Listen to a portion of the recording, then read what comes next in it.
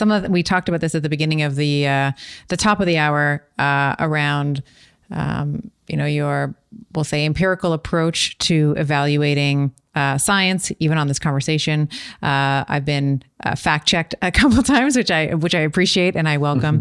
I want to talk a little bit about red pen reviews, which is something that you have started. Can you tell us a little bit about what that is, what the intention is of reviewing some of the books and some of the, we'll say, diet books and shall I say misinformation sometimes, disinformation sometimes, that we can see that I think also causes a lot of confusion. Like we've been talking about some of the neurobiological mechanisms and societal and cultural shifts over time. But I think that one of the other things that makes things incredibly difficult for people is they hear, let's say in the online space, on the Instagrams and the Facebooks and the whatever other mediums, we have a lot of people saying very different things. Plants are good, plants are bad. Fats are good, fats are bad. Carbs are good, carbs are bad.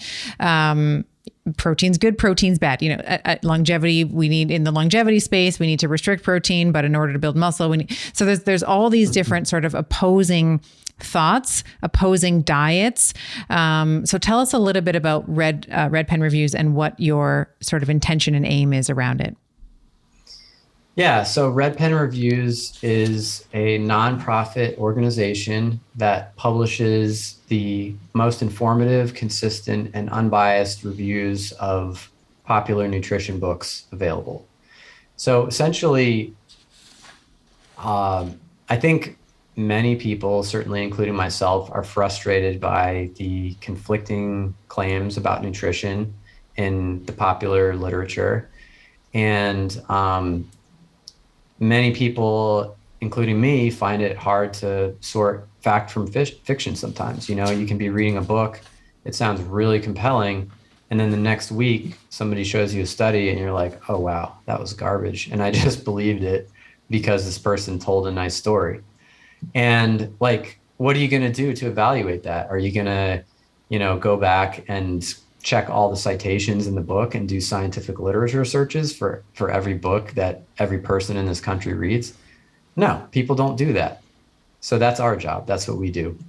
We look at the citations, we do scientific literature searches, and most importantly, we have a specific structured review method that gives books numerical scores on scientific accuracy, reference accuracy, and healthfulness.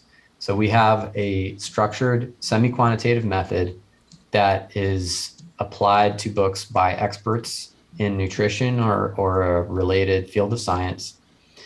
And those books are numerically scored using a defined and consistent method. And then the output is in terms that are really easy for people to understand on the review page. So you land on the review page. The first thing you see, and by the way, website is redpenreviews.org. You land on a review page. First thing you see is an image of the book cover, and right next to it are score bars that give the book its overall score, and then the sub-scores of scientific accuracy, reference accuracy, and healthfulness. So you could literally land on a review page, and in less than 5 seconds, you would have extremely valuable information about the information quality of that book. And so, you think about this, like, I'm hyping my own thing, but I think this is literally true, that what we're doing is just far superior to the alternatives. You think about it, like, if you want to figure out whether a book is worth reading, what are you going to do? Like, you might do an internet search for book reviews. You're going to find Amazon reviews. Those are basically garbage. They're not informative at all. If you look at any book, regardless of how far out it is, if it's popular, it's going to have between 4 and 5 stars, almost guaranteed. And you can find other reviews, like you might find some through major news organizations like New York Times, The Atlantic. Usually those are not written by experts. They're usually written by journalists. rarely do they check a single citation in those types of reviews. It's kind of crazy to say that out loud, but that is a fact. And they're not doing scientific literature searches, and it's not true skeptical evaluation of that information. It's more like how am I intuitively reacting to this? And so there's just, and even book reviews that are done that are higher quality than that, like maybe an expert would write it, maybe they would check a few citations. Those are a slim minority, but even in those cases, they're not applying a consistent method. So you can't compare one book to another. So you couldn't say like, okay, well, this person thought book A was garbage, or was not very good, and then they reviewed book B, or I found another review somewhere else for book B that said it was good. That's not an apples to apples comparison because they didn't use the same review method, right? Whereas our method is always apples to apples. So you can come to our website and you can say, well, book A got a scientific accuracy score of 50%, book B got a scientific accuracy score of 80%. That's an apples to apples comparison because it was judged in the same way. So you can say with confidence that book B is more scientifically accurate than book A. So just in many ways across the board, our method is just better than anything else that's available. And I describe the popular nutrition sphere as an exploding volcano of nonsense. And I think that's kind of an uncharitable way to describe it, but I think it's just highly variable. Like some stuff is great information, some stuff is terrible information, and it can be really hard to sort through that. So we're trying to help people sort through that. And we're even thinking bigger than that. We want to change the whole incentive structure for the publishing industry such that authors and publishers don't want to support misinformation anymore. They know that they will be rewarded for accurate information and that they will lose sales for inaccurate information and hype and hyperbole and whatever. So we're trying to completely, in the long run, completely reshape the health information environment so that the public can get better information and ultimately make better health-related decisions. I think this is so important because I hear this all the time from people who've said, but so-and-so thinks this, and that contradicts what, some other doctor or some other physician or practitioner has said. In reviewing some of these books, let's say the volcano of nonsense, what have been some of your observations? Have there been, let's say, books that you started off saying this is going to be complete nonsense, and then going through it was like, oh, there's actually quite a solid argument here, or the reverse, maybe thinking that there was a lot of, let's say, scientific validity or justification for a certain type of eating or way or diet or whatever the author was claiming, and then once you dug into, let's say, the citations and the literature and the accuracy, found that it was not the case. Yeah, there have been some surprises. I mean, I would say in general, I usually books don't score as well as I think they're going to. So, I think there is some degree of misrepresentation and exaggeration in most health and nutrition books. And I think we just kind of accept that even a good book is going to do some of that. And that's just kind of how it goes.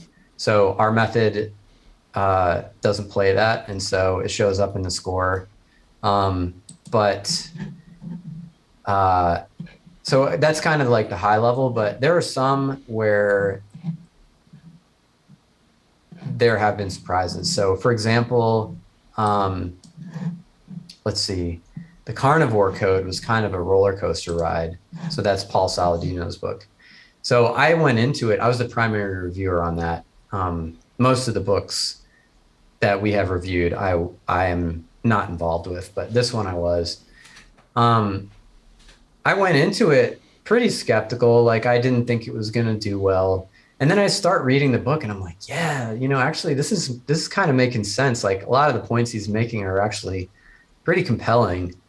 And then when I started scoring it and actually doing scientific literature searches and following the citations, it really didn't hold up at all. And so that was kind of a roller coaster ride for me where I think that this happens to a lot of us. I got swept up in a compelling narrative as I read the book. When you decide to read somebody's book, you're a captive audience and you're allowing them to be in your brain for a while. And people can be very convincing. And so that, I thought the narrative was pretty compelling. And then it wasn't until I started checking references and doing literature searches and saying, this claim that's being made, is it really representative of the overall body of evidence? And that's when the problems started to emerge. And so for that book, it got a, overall score of 38%, scientific accuracy of 28%, reference accuracy of 60%, which is not that bad, healthfulness of 25%. I was surprised, actually. I put the carnivore diet through a nutrition, nutrient analysis program, this professional dietitian program that has the nutrient values for a bunch of different foods, and you input the foods and it tells you whether it's nutritionally adequate. I was actually surprised at how nutritionally inadequate the carnivore diet is. A purely carnivorous diet, I should say. There were actually a number of nutrients where it was falling short. And that was actually a surprise to me.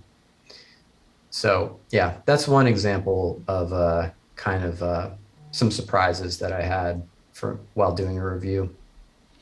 I think it speaks to, and we were talking about this in the pre-chat, as someone who, and I kind of have jokingly said this publicly and privately, as a chiropractor, DC is my, the letters behind my name, if you will, always sort of felt like a second class citizen in the healthcare space because the cultural authority has always sort of been ascribed to someone with an MD or medical doctor behind their name. And it seems like, Paul and others, not just, I know you're not just picking on, let's say, Paul, you're just sort of, and you're not picking on him. You're sort of evaluating the body of work that he's putting forward.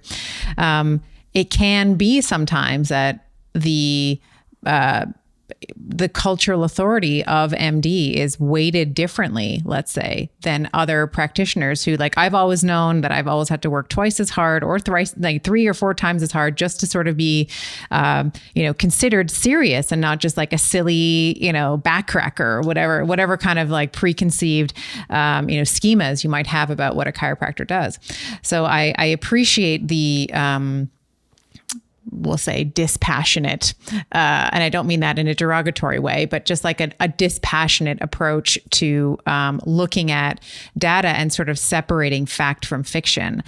Because I've often, even in clinical practice, I've run up several times with other healthcare practitioners, different letters behind their name, and because those letters, let's say, are weighted heavier, in the eyes of the patient. Where I've had a different opinion around what might be, the best course of action for someone. I can't tell you how many times I've had, patients be told that diet has absolutely nothing to do with, obesity. I mean, we're talking about obesity and it's there's nothing you can do. And maybe you need whatever, metformin, or you need whatever it is, whatever the conversation is. And I think that, I tend to be a conservative practitioner in that there's usually some truth to everything. We're not going to get to the carbohydrate insulin model today because we've been going now for about 2 hours. But I really, my whole sort of ramble here is to say that I'm really excited about the work that you're putting out, because it doesn't matter who it is. You're just evaluating the body of work that they're putting out and how useful or unuseful that might be, and how that might contribute. I know we hear this word a lot now in the sort of COVID era of like misinformation and disinformation, but I think that that also exists in the nutritional space ad nauseum.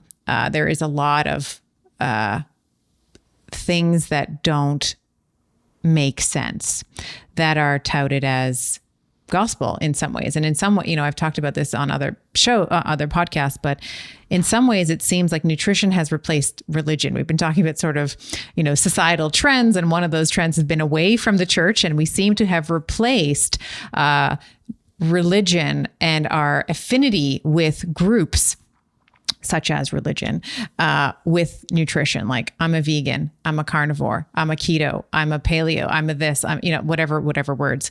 And we adhere to them in lieu of blatant information that would suggest that maybe this is not the best thing for the individual at the individual level. Yeah, I mean, it's tribalism, psychologically, right. We're tribally oriented, and we like to find tribes, and we have beliefs associated with those tribes, and we stick to those beliefs and defend them because it's about defending the tribe and the ego that's linked to that. And so, yeah, absolutely. And I think the closer a topic is to identity, the more it triggers those kinds of things. And so you see religion, you see politics and diet. This is what my dad said to me. He said, religion, politics, and diet are the three biggest things that people have irrational beliefs about and get worked up about because of that link to personal identity. Mm-hmm. And I think there's some truth to that.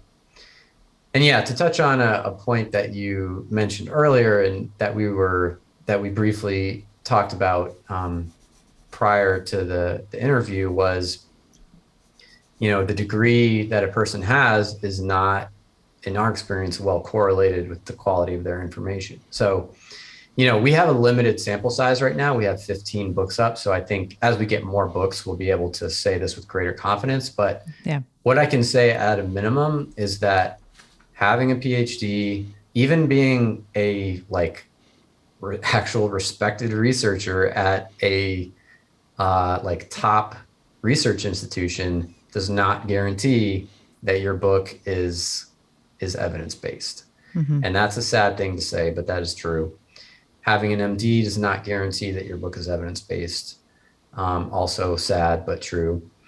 And, people with PhDs and MDs are humans, and they respond to the same incentives as everybody else. And I think if I were to say, I think there probably is some correlation. I think on average, probably books written by PhDs and MDs tend to be better, but it's not at all a reliable indicator in our experience. Well, we will make sure that redpinreviews.org is in the show notes. And this is accessible for everybody, or do you have to have a paid membership in order to access the information? It is 100% free to everyone. Yeah, redpinreviews.org. We don't hold anything back. We do greatly appreciate donations.